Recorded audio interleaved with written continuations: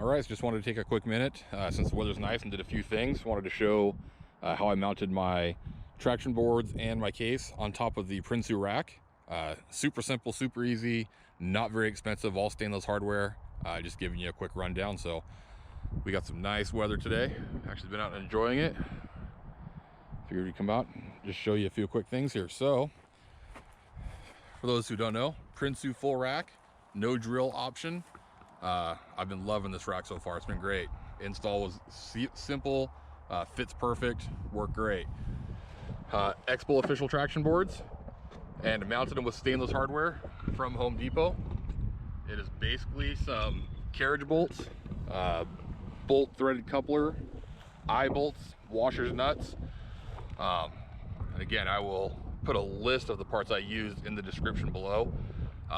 And show you kind of what it was, because it was really easy, and it kind of, as you can see, super simple, and it gives some tie downs in there if needed. But I still need to fashion a way to maybe put a padlock on there so they don't disappear, and I will do that yet, but so far hasn't been an issue. I know everybody says that until it is. So that's traction boards, super easy to remove. Only takes about a minute to get them off there, and only about a minute to get them back on. No tools needed, just do it by hand. And this, put it on last night. I know it's a common mod. I did not come up with the idea. I've seen other people do it.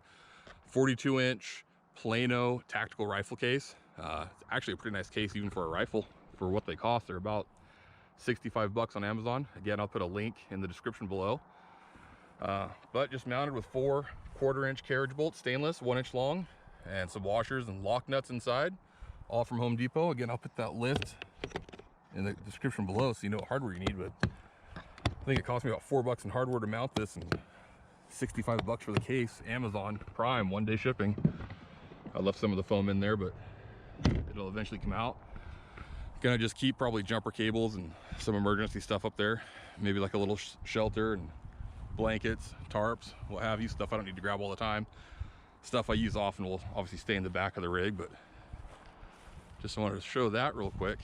So just kind of wanted to show those two things, give you some ideas of how to mount them so you can do it yourself if you want, and maybe simplify the process for somebody else, because I spent quite a bit of time measuring and figuring out what bolts would work. So if I can make it easier for somebody else, all the better. I think it took me about, I don't know, 20 minutes from start to finish to mount the case last night. The boards took a little more time simply because I had to do some more measuring, but I wanted them on there a specific way, and it worked out. I'm pretty happy with it. So that's all it is. Just wanted to share that with you guys.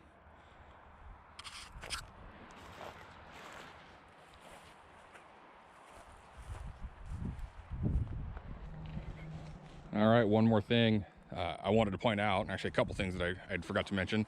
I know a big question about this rack and how it's set up. A lot of people ask about wind noise.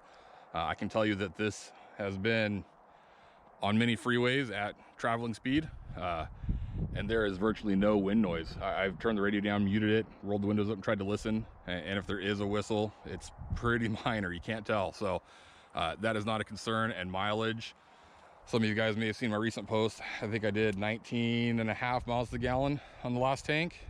So again, it's all how you drive it. Sees a lot of freeway, sees a lot of traffic, fighting Portland traffic all the time. This rack, this setup is not hurting my mileage at all. Extreme LED, 42-inch single row. I think it's the 6S. No, it's not the S. Anyways, it's not the slim light bar. It's just the extreme LED single row.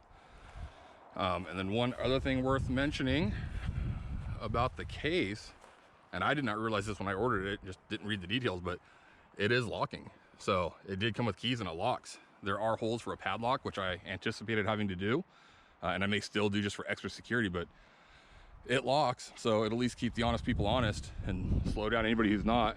I tend to park as carefully as I can anyway, so just worth mentioning that case with locks is a better deal than I'd originally thought. So just wanted to make mention of that.